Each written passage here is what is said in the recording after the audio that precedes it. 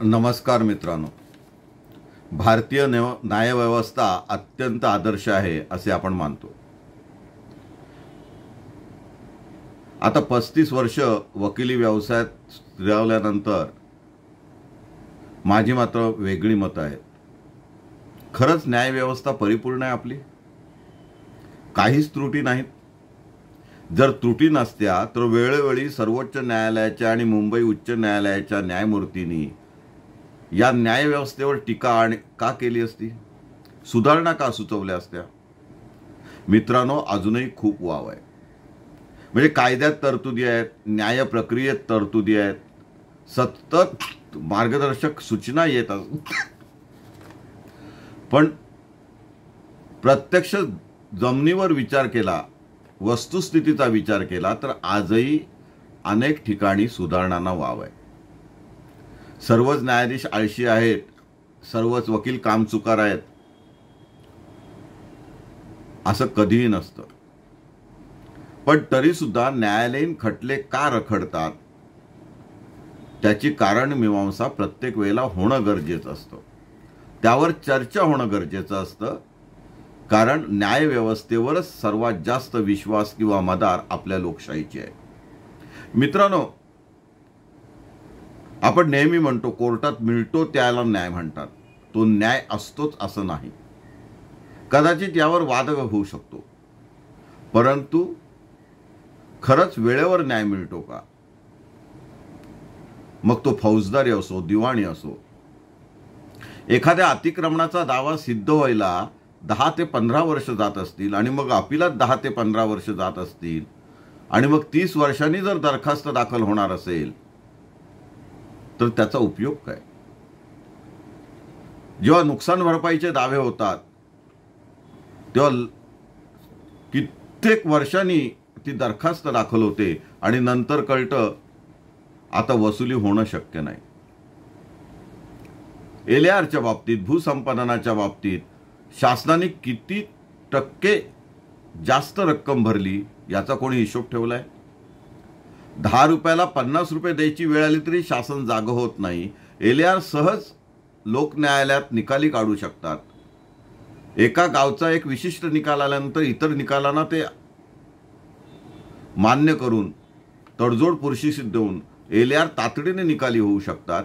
परंतु 20-20, 25-25 वर्ष LAR निकाली निघत नाहीत, मग वसुली होत नाही आणि मग 50 वर्षापूर्वीच्या LARना ते सोलेशियम व्याज आणि व्याजावरचं व्याज किती जातं? MACTत सुद्धा हाच प्रॉब्लेम आहे. थोडक्यात न्यायव्यवस्थेमध्ये सुद्धा काही दोष आहेत आणि प्रत्यक्षात यामध्ये न्यायव्यवस्थेचे खूप मोठे नुकसान होते, बदनामी होते. याकडे आपण कानाडोळा करतोय, म्हणून आज आपण बोलतोय. मित्रांनो, शासनाचं किती करोड रुपयाचं नुकसान या दरखास्तीमध्ये होतंय याकडे आज कोणीही लक्ष देत नाही. त्यासाठी नवीन नियम येत नाहीत. पण जी व्यवस्था आहे त्यात काही सुधारणा सहज आपण करू शकतो. मुळात 200चा आणि 300चा बोर्ड ठेवणं खरंच गरजेचं आहे. आता आपण पेपरलेस जमान्यात आहोत, परंतु गठ्ठेच्या गठ्ठे न्यायालयात पडलेले असतात. केस चालायला येते, दोन्ही वकील हजर असतात, तेव्हा कागदपत्र मिळून येत नाहीत, ती व्यवस्थित लावलेली नसतात, पाहिजे तो निशाणी नंबर मिळत नाही. हा सावळा गोंधळ कधी आवरायचा? पहिले टाईपरायटिंग मशीन होती, आता कॉम्प्युटर आले, आता आणखीन पुढची गोष्टी आल्या, प्रत्येकाला लॅपटॉप दिला गेलाय. तरी सुद्धा कामाचा आवर किंवा उरक हा काही वेळेवर होत नाही. बोर्डवर फक्त 5 ते 6च मॅटर कशी असतील याची काळजी घेणं गरजेचं आहे. त्यातली जी खरंच चालायला मॅटर आहेत, जी प्रकरणं चालायला आहेत, त्याची पूर्वसूचना व्हॉट्सॲपवर, समाज माध्यमांवर इलेक्ट्रॉनिक पद्धतीने संबंधित पक्षकारांना आणि संबंधित वकिलांना जाणं महत्त्वाचं आहे. एक आठवडाभर अगोदरच हा बोर्ड प्रत्येकाच्या व्हॉट्सॲपवर गेला तर त्याला आपली तारीख ॲडजस्ट करता येऊ शकते. जर वकिलांना ॲडजॉर्नमेंट घ्यायचे असतील तर त्याची पूर्वसूचना ते सरकारी वकिलांना किंवा विरुद्ध वकिलांना देऊन त्या पद्धतीने बोर्ड ॲडजस्ट होऊ शकतो. हे सहज शक्य आहे. काही न्यायालयात असं होत सुद्धा आहे, परंतु तरी सुद्धा आपण अजून खूप मागासलेलो आहोत. सर्वात महत्त्वाचं म्हणजे काही सूचना आज आपण इथे करतोय त्या पूर्वी सुद्धा केल्यात, तोंडी सुद्धा केल्यात, लेखी सुद्धा केल्यात, याची चर्चा महाराष्ट्रभर होत असते. मुळात प्रकरण ऐकल्यानंतर, दोन्ही पक्षकारांची बाजू ऐकल्यानंतर, ते जर तातडीचं प्रकरण असेल म्हणजे जामीन असेल, अटकपूर्व जामीन असेल, तुर्तातुर्त ताकदीचा अर्ज असेल, जप्तीचा अर्ज असेल, कमिशनर नेमणुकीचा अर्ज असेल किंवा अन्य असे काही आवश्यक अर्ज असतात ते अर्ज असतील, ते मग दिवाणी प्रकरणातले असो नाहीतर फौजदारी प्रकरणातले असो, कोणतेही अर्ज असतील तरी सुद्धा हे अर्ज ऐकल्यानंतर 7 दिवसाच्या आत निकालात काढणे बंधनकारक ठेवलं पाहिजे. कोणत्याही परिस्थितीत अशा तातडीच्या अर्जांवर 7 दिवसापेक्षा जास्त विलंब होऊ नये अशी मर्यादा, कालमर्यादा न्यायाधीशांवर घालणं महत्त्वाचं आहे. बऱ्याच ठिकाणी न्यायाधीश निकालाला उशीर लावतात, आदेश द्यायला उशीर लावतात, ते स्वतःच कन्फ्यूज होतात, मग आणखीन कोणाचा सल्ला घेण्याचा प्रयत्न करतात किंवा काही अन्य कारणाने त्यांना उशीर होत असेल. रोजनामा मात्र तसं बोलत नाही.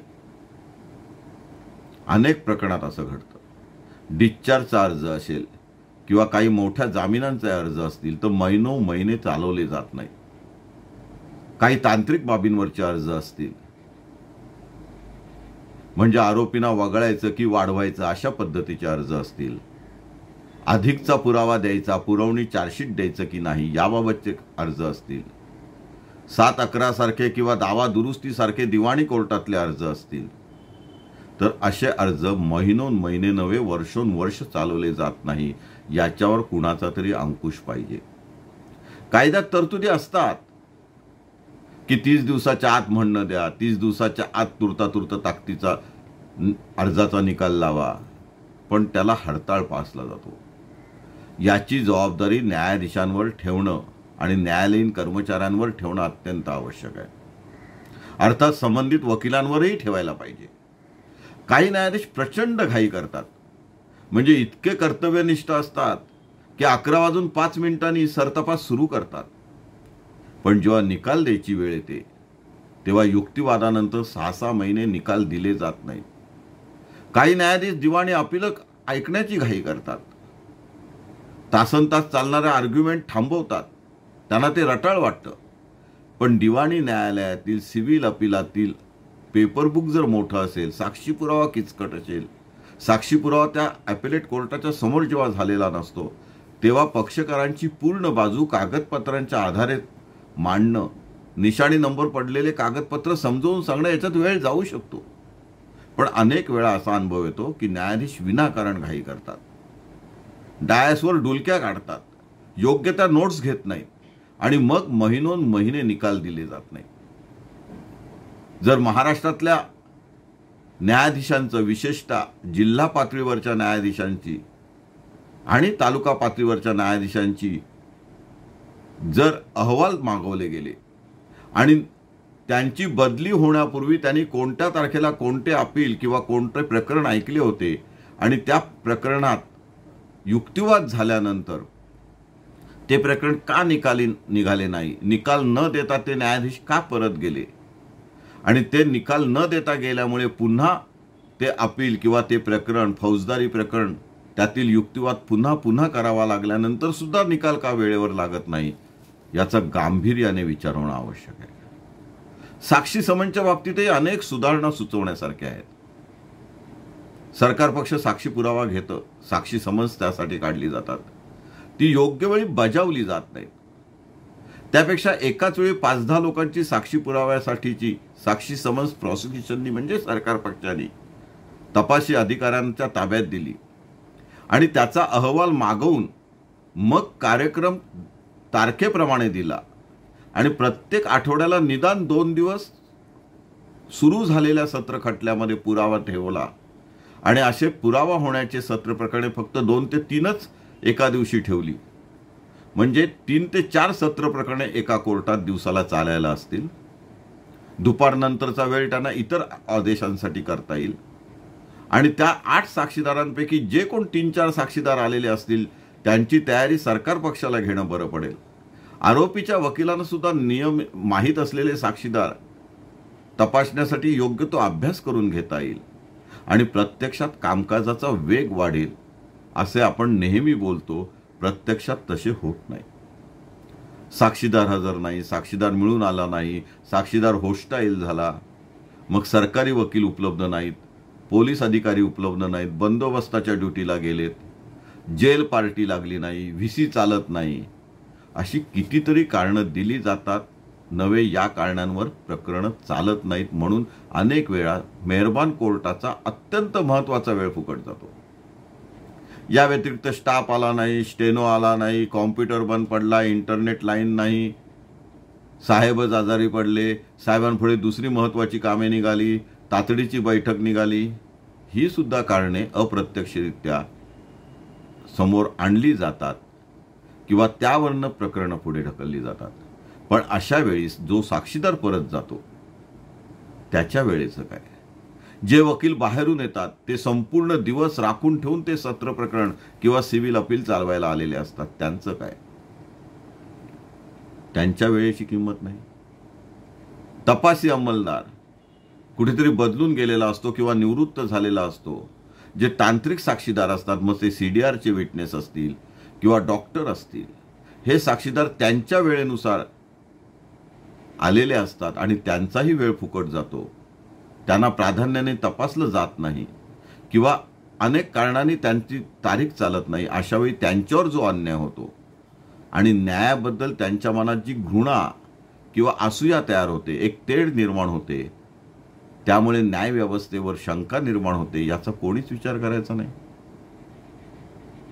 म्हणजे वकिलांनी जबाबदारीने वागलंच पाहिजे. वकिलांनी आपल्याला झेपेल तेवढीच कामे अंगावर घेतली पाहिजेत. वकिलांनी आपली डायरी सांभाळली पाहिजे आणि वकिलांच्या सोयीनुसार एकदा तारीख दिल्यानंतर न्यायालयाने सुद्धा तितका वक्तशीरपणा दाखवला पाहिजे. सरकार पक्षांनी सुद्धा प्रामाणिकपणे साक्षीदारांना हजर ठेवलं पाहिजे.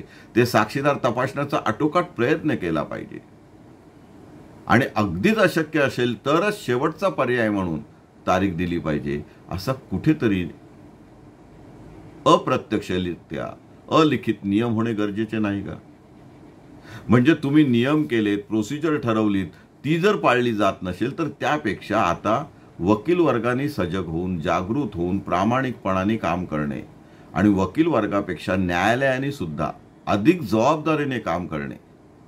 म्हणजे उगाचच काहीतरी मागे लागण्यासारखी प्रकरणं चालवायची, एकदा पाट्या टाकल्यासारखी प्रकरणं ऐकायची, प्रकरणं ऐकताना दुर्लक्ष करायचं, त्या योग्य नोट्स काढायच्या नाहीत आणि मग निकाल लावताना उशीर करायचा. ही जी प्रवृत्ती न्यायालयांची दिवसेंदिवस वाढताना दिसत आहे, यावर कुणीतरी आता स्पष्ट बोललं पाहिजे. उच्च न्यायालयाने यावर उपाययोजना शोधल्या पाहिजेत. न्यायालयाच्या अनेक अडचणी असतील, त्यांचा स्टाफ कमी असेल, साधन सामुग्री कमी असेल, पण हे रडगाण आता किती वर्ष गायचं? इलेक्ट्रॉनिक पुरावा मंजूर झालेला आहे, परंतु त्यातल्या ज्या तांत्रिक दोष आहेत त्या आधीच दूर करता येण्यासारखे आहेत. दोषारोप पत्र चालवण्यापूर्वीच सरकार पक्षांनी त्यातली जे काय त्रुटी आहेत त्या कमी केल्या. फेरिस्टमधील साक्षीदारांची संख्या कमी करण्याचा प्रयत्न केला. आरोपींच्या वकिलांनीही काही कागदपत्र मान्य केली आणि ठरलेला साक्षीदार ठरलेल्या दिवशी व्यवस्थित पार पडला. अनावश्यक उलट तपासणी टाळली गेली आणि सरकार पक्षाचेही अनावश्यक लाट टाळले गेले. सरकार पक्षाला मिळणारी सहानुभूती, पोलीस खात्याला मिळणारी सहानुभूती ही कमी झाली.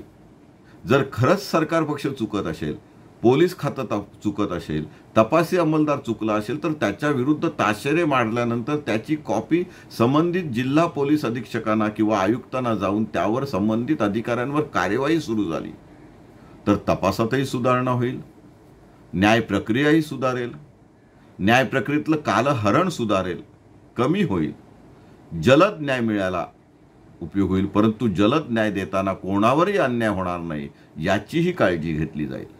याच्यासाठी उत्तरदायित्व न्यायाधीशांवरही येणं गरजेचं आहे. आपण प्रत्येक वेळेला वकिलांनाच दोष देण्यापेक्षा किंवा केवळ न्याय पद्धतीवर बोट ठेवण्यापेक्षा आता कोणावर तरी जबाबदारी ठेवणे आणि त्या जबाबदारी मध्ये जर त्यांनी कचराई केली असेल तर त्यांच्यावर शिस्तभंगाची कार्यवाही करणे अत्यंत महत्वाचं आहे. अनेक विषय आहेत. अनेक वेळा निवृत्त न्यायाधीशांना एक्सटेन्शन दिलं जातं. मग ते त्यांच्या सोयीप्रमाणे बऱ्याच वेळेला आळसपणातच वेळ घालवतात किंवा त्यांचे आणखीन स्वतःची मतं लादली जातात. जे न्यायाधीश योग्य प्रकारे पुरावा नोंदवत नाहीत, पुरावा नोंदवताना विनाकारण घाई करतात, त्यांना मार्गदर्शक सूचना देणे आणि त्या मार्गदर्शक सूचनांचे ते पालन करत नसतील तर त्यांच्यावर निगराणीची स्वतंत्र व्यवस्था करणे, उच्च न्यायालयाचं व्हिजिलन्स डिपार्टमेंट अत्यंत अधिक कार्यक्षमपणे काम करणे हे सगळं गरजेचं आहे. याच्यावर तुम्ही आम्ही बोललं पाहिजे, सूचना सुचवल्या पाहिजेत आणि मुख्य म्हणजे ज्याला ज्या सूचना सुचवतात त्या त्यांनी आपण जबाबदार नागरिक आहोत म्हणून, जबाबदार पक्षकार आहोत म्हणून, जबाबदार प्रॅक्टिसिंग ॲडव्होकेट आहोत, वकील आहोत म्हणून उच्च न्यायालयाच्या निदर्शनास आणून दिल्या पाहिजे. त्यासाठी लेखी पत्रव्यवहार केला पाहिजे. आता ईमेलवर सुद्धा तक्रारी स्वीकारल्या जातात, ऑनलाईन तक्रारी स्वीकारल्या जातात, त्याचा कॉग्निजन्स घेतला जातो. त्यामुळे त्याची पडताळणी करता येते, पाठपुरावा करता येतो. निदान पूर्वीच्या पद्धतीप्रमाणे रजिस्टर पोस्टाने 2 ओळीचं पत्र टाकता येतं. तेव्हा मित्रांनो, आपला मुद्देसूद मुद्दा न्याय प्रक्रिया सुधारण्यासाठी जो काही तुम्हाला योग्य सुचतोय तो प्रामाणिकपणे, यात कुठेही न्याय प्रक्रियेचा अवमान न करता, न्यायालयांचा अवमान न करता, न्यायाधीशांचा अवमान न करता किंवा न्याय व्यवस्थेवर टीका न करता एक सुधारणेसाठी हे आंदोलन किंवा हा उपक्रम हातात घेणं गरजेचं आहे. आणि जेव्हा सामान्य माणूस जो भरडला जातो, जो शेवटचा घटक आहे, तो जेव्हा असा पत्रव्यवहार करतो तेव्हा त्याचा गांभीर्याने विचार न्यायव्यवस्था नक्कीच करते. निदान महाराष्ट्रातली, निदान भारतातली न्यायव्यवस्था नक्कीच करेल असा दुर्दैव आत्मविश्वास आपला सर्वांनाच आहे.